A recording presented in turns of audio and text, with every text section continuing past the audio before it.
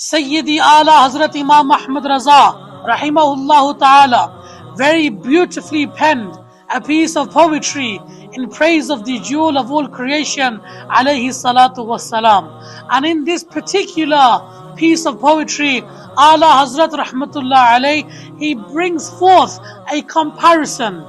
And it must be reminded that sometimes comparisons are made merely for the purpose of understanding, because our minds, our intellects are limited. Just for us to have a glimpse of an understanding, sometimes tashbihat, comparisons are made. Otherwise, undoubtedly, it must be understood that in the literal sense, nothing can ever be compared to the beauty, to the perfection of Sayyidina Rasulullah sallallahu alayhi wasallam.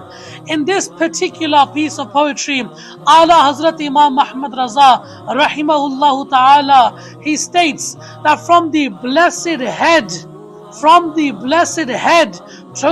the sacred feet of the Grand Master, the King of both worlds, they are like an elegant, beautiful flower.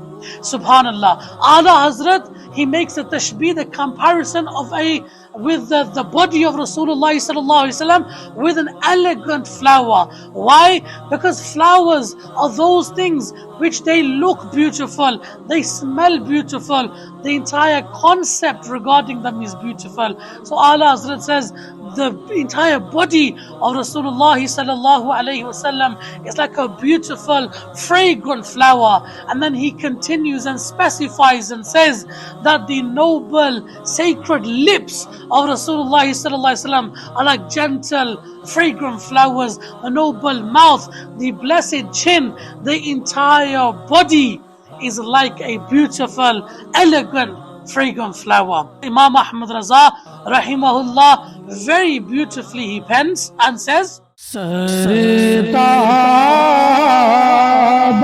कदम है तन सुल्तान